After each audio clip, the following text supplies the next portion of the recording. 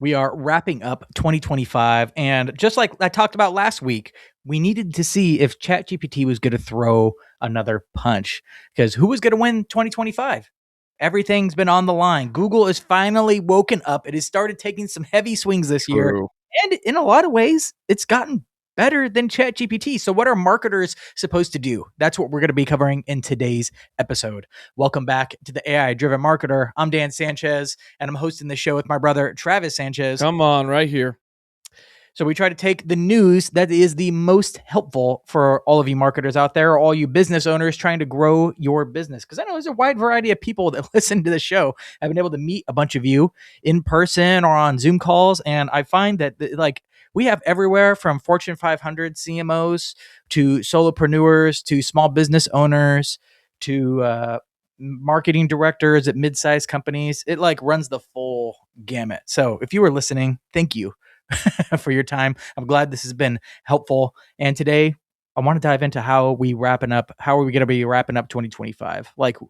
What's the status of these two major players, and what am I doing about it? Travis, I want to hear your take on it.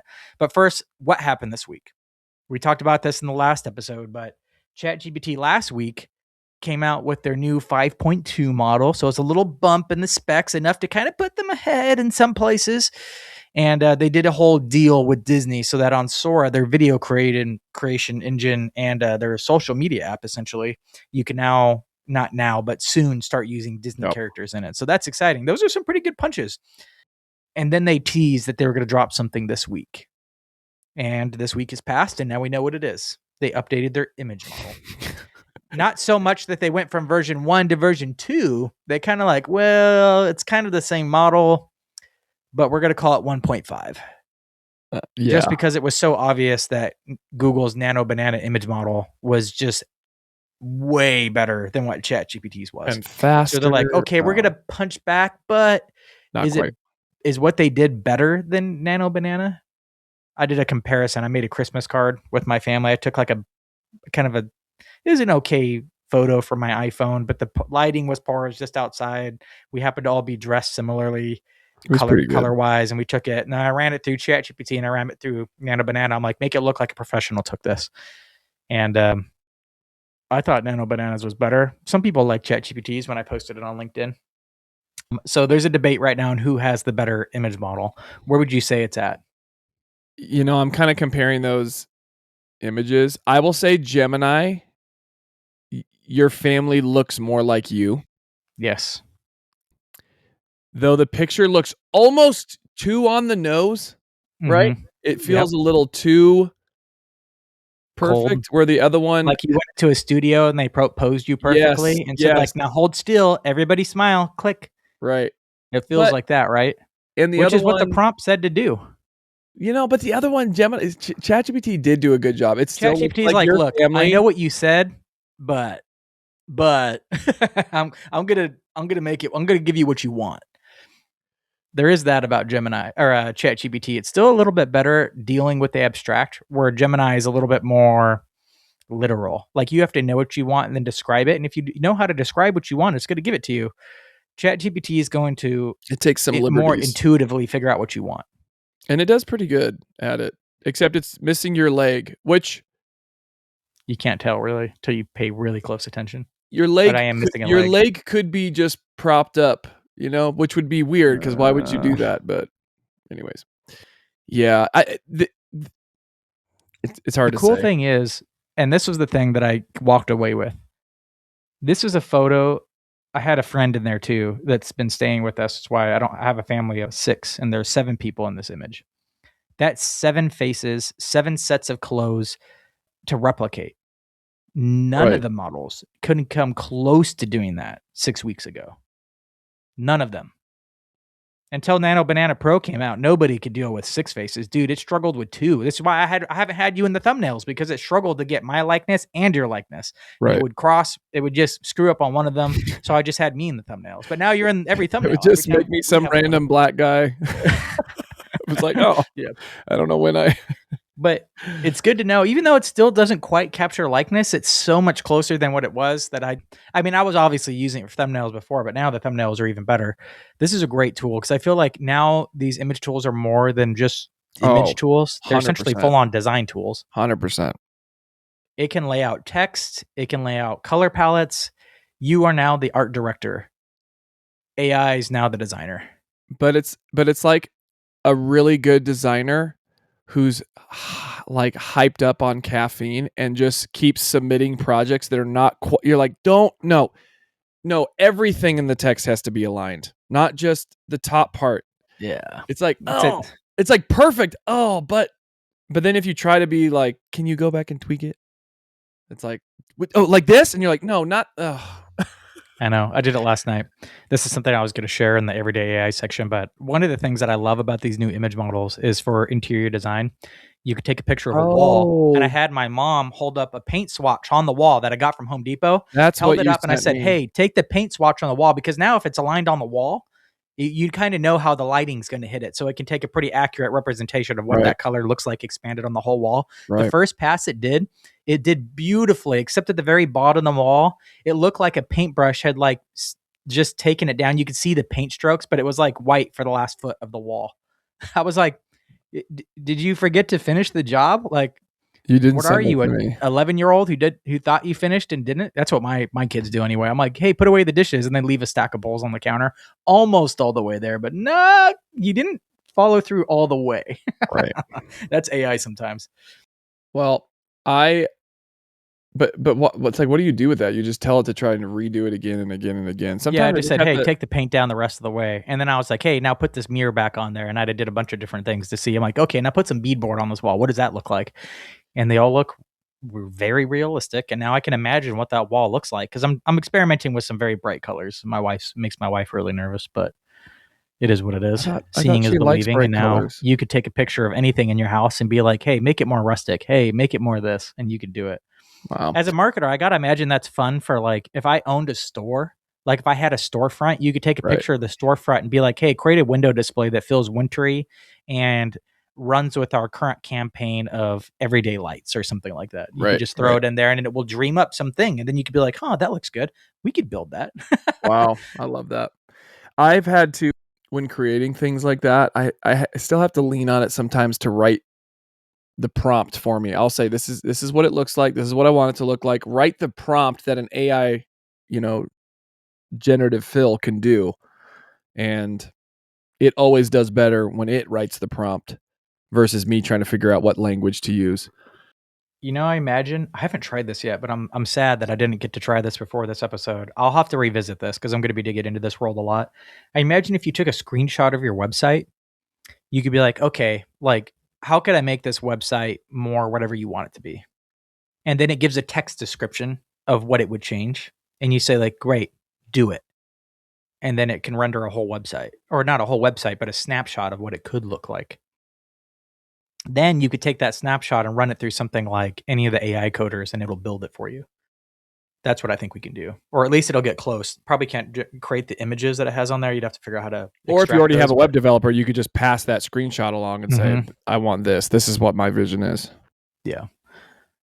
But marketers now have the ability to design. I wonder, I don't know, you do design work with it. For me, it's hard to not know because I came up as a graphic designer. I know the language. I know how to describe it. I know I read a whole book on graphic design history. Like I know how to describe what I want for the most part. I'm like, how has it been for you though? You work your way around and get what you want out of it, right? Yeah. I mean, recently we have something going on where there's an entire campaign. It's a certain feel. It has a lot of imagery. Someone said, hey, we need a one sheet to send out to all of our volunteers. And I would love it to be an image or a designed image if possible. So it was in a big group chat with a bunch of leaders. And someone was like, did you see what they said? They need all this information on a thing. It's the end of the week. How are we going to get this? And I was like, hold. So I just used ChatGPT. I was literally driving with my kids after getting a car wash. And I was like, here's all the details. Put it in a bullet point format. I took all that and I said, okay, I need you to put this on a one sheet that I can text out as an image. The design quality, like here's what the design is. Think snowy village, simple Yep. colors, red, light blue, and white, 2D. It's flat. Everything's Yeah. flat. So I need Yeah. you to create a prompt that will create this image with this text. First try. It made nearly exactly what my designer had already created in terms of the imagery for the campaign. Did you feed it an image ahead of time of No, what she designed? Oh my no. gosh. This is where ChatGPT It, is it good because it's just more intuitive. It knows yeah, what you I'm want. like what it put out. If you saw that her design and what it spit out without any not seeing it at all, I was like, no way. But it was because I had the right language. Mm-hmm. I had snowy village, 2D, flat. Gave it the colors. I even one time I gave it colors. I said, listen, our the spectrum or range of colors that we use for our branding is the shade of blue from light to medium to dark. So it's just like all the blues and some white. Create a 12-page training manual. Here's all the content. I need a 12-page training manual designed, but here's all the written stuff. Just make it.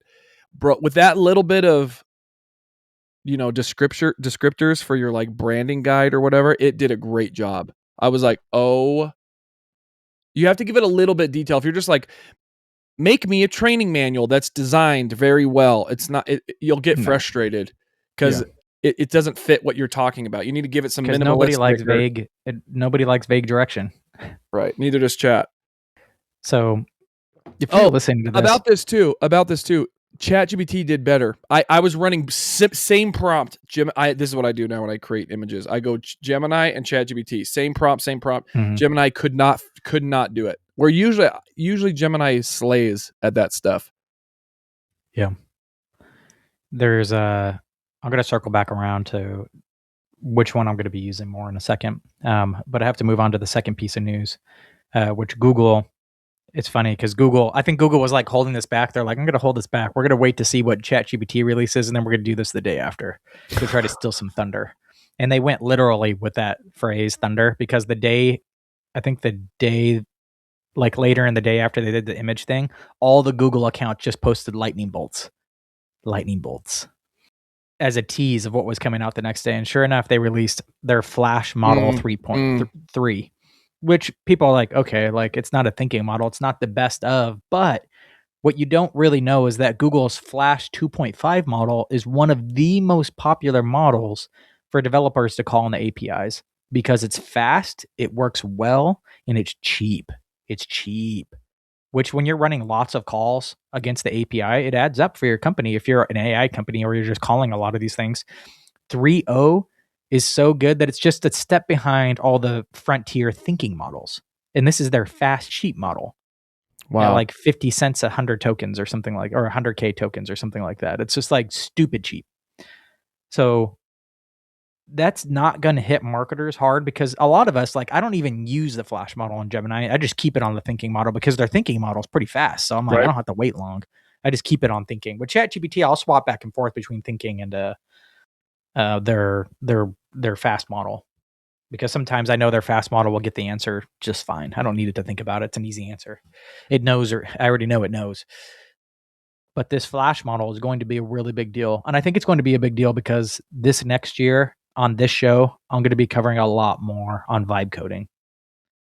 I think it's something that all marketers need to start doing. And I think we need to start doing it sometime. It doesn't have to be January, but sometime this year, this needs to be a major school in your tool belt. You do not have to know how to code in order to do this, but you might have to learn some of the language of code in order to give it better instructions.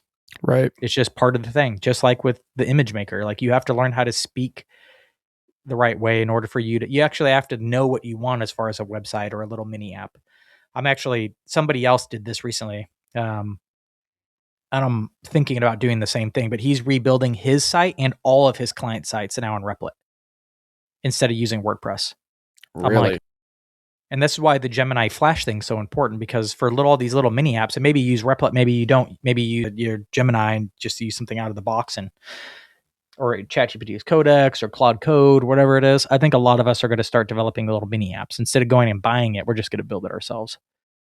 And I think it's possible. I'm like, I can imagine taking an RSS feed from my podcast and just automatically creating blogs from the podcast automatically on the website. But why not just stop with one?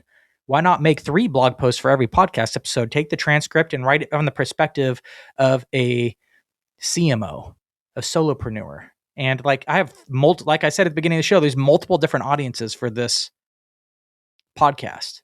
What if I had an article customized for every single major person listening to this podcast? Like we took the news and then ChatGPT reoriented it for a freelancer, solopreneur, Fortune 500 marketer, mid-size marketing director with a team of 5. That starts to help. Right. You can automate that stuff. You can't find a WordPress plugin to do that, but Replit can probably build it easily. Jeez. But that's what's going to come. That's going to be awesome. But that 2.5 or that Flash 3 model is going to be a big difference for all of us who want to start dabbling with vibe coding this next year, which is why Google swung back. Google had the last punch, and ChatGPT's last punch wasn't that strong, to be honest. I think their image model has gotten back up to Nano Banana. It's like, it's right there. But where are we at now? It was a freaking dogfight this year. Google finally woke up, started actually taking things seriously. Larry Page, the founder of Google, went back into being full-time and working on AI. Kind of like really for Amazon. Yeah, this is why Google's waking back up. Somebody told him, I think, went to Larry Page, like, dude, why are you retiring when the most exciting thing in tech of the last century is happening right now? You're just going to sit on the sidelines and watch? That bugged him. And he got back in the game, and we're now starting to see the fruit of it. wow. Because he's holding people accountable and pushing the ship forward, and they're shipping stuff. Right. It's good. So we'll see what they do. Bro, Overall, it's hard not to get sleepy and fat and happy when you're number big. one. I mean, Google's been number one in so many different areas for so long, and then ChatGPT and just came across and was like, oh, they might kill them just on search functionality, which is the number one way people are using ChatGPT, right? They're just using it as a hyper search engine. I would say confidently, and this is the title of the podcast, so it's no secret, but I think Google won the year as far as the stuff they came out with, the punches they hit OpenAI with. I mean, they were the first to come out with speaking video, way ahead of everybody else with VO. They're got one of the best models in the game. Their Flash they finished strong with. Nano Banana Pro crushing. They have a bunch of side projects. The way it's integrating into their ecosystem, like AI in their Google spreadsheets, is now freaking amazing. If you haven't been in there and played around with calling AI in individual cells, or even like I did a podcast, you can go find it. If you're listening to this, just go and find the one about Google Sheets a couple of weeks ago. But you can do all this stuff with AI and spreadsheets now. If you're a big, heavy spreadsheet user, that's going to be a game changer. I go in there every once in a while to build stuff, but it's nice that AI is going to be in there with me. And the fact that you can have one ecosystem and collaborate and share gems. It doesn't have projects yet. I was expecting Google might add that at the end of the year. So I'm expecting early Q1, they'll probably add that because that would be a game changer. Right. Let's talk about how the fact that they've won the year, when was it last where we were going, oh, cute Gemini, cute. I mean, compared to ChatGPT was like the king, and it was like, oh, you could see Meta trying to catch up, Gemini trying to catch up. You hear Amazon is trying to create something in the background, Microsoft is trying to get something going, and we're like, oh, these cute little, and then all of a sudden, spring Gemini of this year, I remember specifically saying on this show, was it like April? I was like, who uses Gemini? Does anybody use Gemini? I think I've met all of one person that confidently is like, I love Gemini. One. And I said this in spring of this year. Right. So I'm like, what? I mean, impressive that, Google's resources is unbelievable, but the fact that they were able to jump up this quickly. I mean, Grok, Elon was putting a ton of resources in there, but then they just fell off. It was kind of like ChatGPT and Grok were the closest players. Mm-hmm. Grok's still not out of the running. We were comparing ChatGPT right? and watching Grok carefully because it looked like they were going to catch up because of the rate of change they were seeing. Right. But they're struggling with the image model and the video model. They're like far behind. They caught up in text, but then they're struggling across other parts of the platform. And it's no longer just a game of how strong is your text game. It's Right. also, it's all these other models of Right. voice, and which we don't talk nearly enough about. Yeah. Voice has Sound kind of engineering. plateaued for a year and a half now, Yeah. but it's going to be a bigger deal than text is. So there's the text, there's the voice, there's the image, there's the video, and then there's all the collaborative features inside. And then there's the one thing that I think separates ChatGPT above them all, that to me still means ChatGPT is in the win, because this one thing they do well makes it that if I had to choose between ChatGPT and Gemini right now, I'd pick ChatGPT. If I wasn't allowed to touch anything else for 2026, I'm still committed to ChatGPT. Wow, that's a big statement. Now, I'm probably going to use both. I'm probably going to be like 70% ChatGPT, 30% Gemini, because there are just some things that just Gemini crushes it on. So I'm going to be using both. Right. Especially since I already pay for it, because I already pay for the Google Workspace or whatever. So it's like, it's there. I might as well use it for the things it does well in. Right. But the reason why I think ChatGPT is still winning the game, and I didn't realize how important this was until I was using both often, is its personalization. Right. Same. Gemini doesn't even have a field in it that lets you give it custom instructions that gets applied to every Isn't chat. that funny? Why do they Which not you're like, move into bro, that? give me at least one field so that I can load it with a few basic things that I want to remember over and over again. So That memory no function instruction with that, sets, no memory. It can't reference past chats. so bad. It Because the says fact it that I can. can go chat forever and always remember this about me, and it goes, Yeah. and you see it go memory updated. God, that's a good feeling. And it's good. Like at first It it was is good. and then they got better at it. And then with the most recent model, the 5.1 and the 5.2, I find it's actively pulling back things that we've talked about before into recent conversations without me even asking for it. Right. And I think that's the thing that makes ChatGPT better. It doesn't even have to have the strongest benchmarks right now because it's more personalized to me. Right. And that freaking matters. Agreed. It's just like having a teammate in human relationships.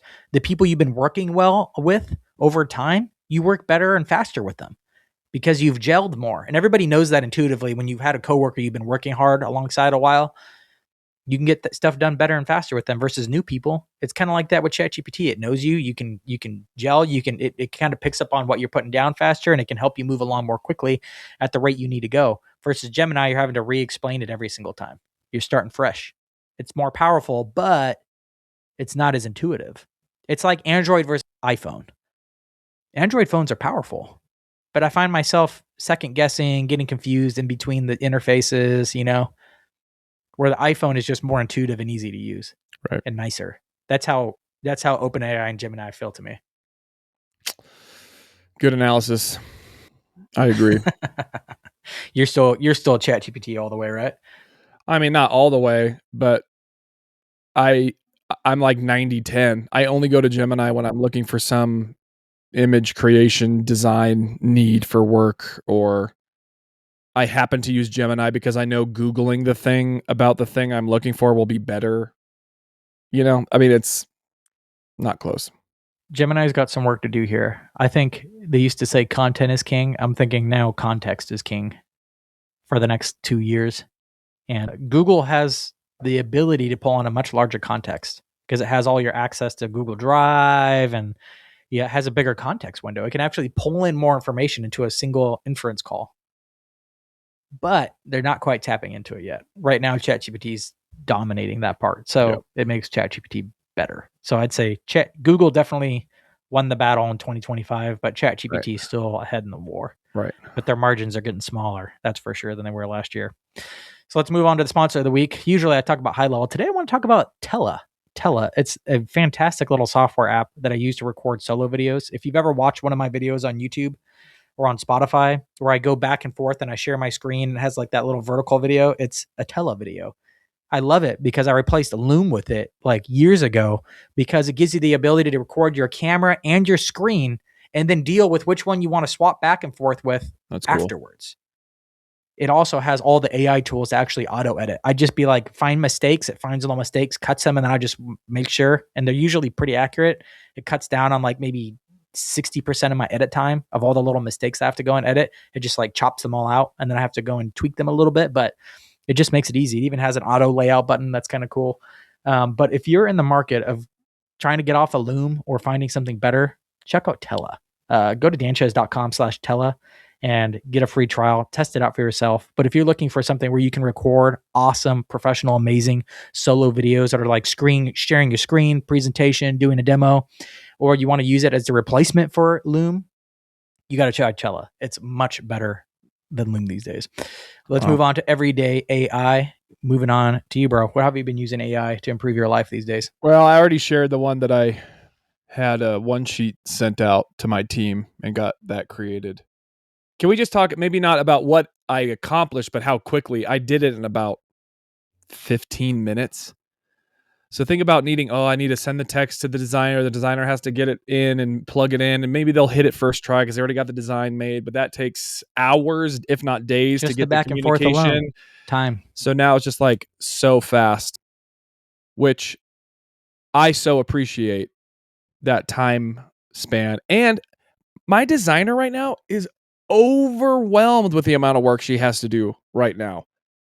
It's like, I don't want to put another thing that I need quickly because who wants to, she's got projects she's working on. It's like, hey, stop everything you're doing. Get this to me in the next 15 minutes.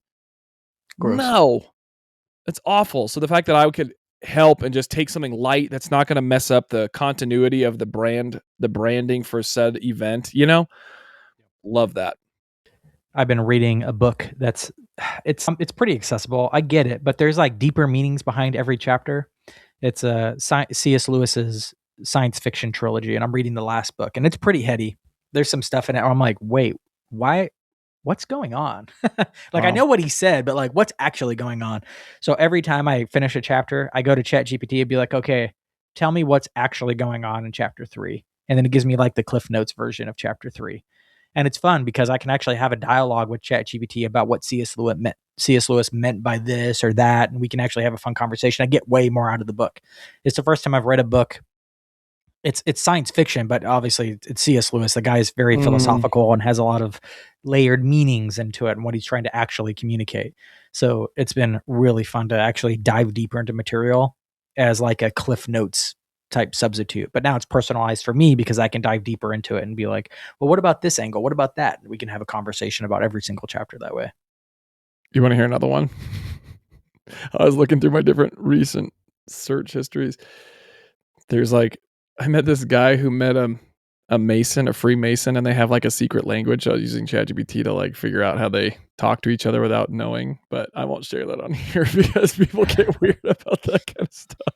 You're like, ChatGPT, help me decode the secret language of this cult. Yeah, that's literally what I was doing. I was like, okay, I don't know if I shared it last week. Did I share it last week where I talked about creating a one sheet for a game that I played for for a staff Christmas party? And I just had Gemini make I don't think so. I just was like, I need a Christmas game. I want to see who can list out the most Christmas songs. So just put ultimate Christmas song challenge, design it Christmas themed, and I need listed 1 to 100 with lines next to it for a space to write in.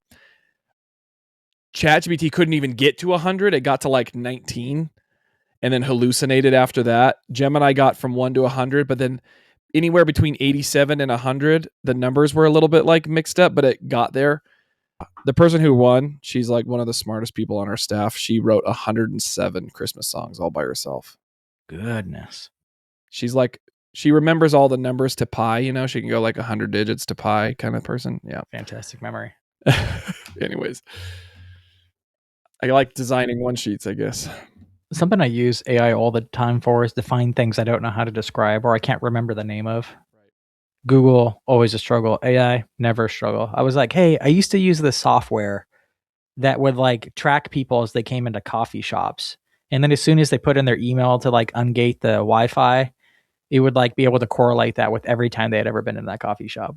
Wow. What was that software? Because I couldn't find it. I couldn't even remember what it was called. They're like, oh, you mean this? It used to be called this, but they changed their name and rebranded it back in 2020. Wow. That's why you're having a hard time finding it. But it's most for sure this software. This is exactly what they do. I'm like, huh.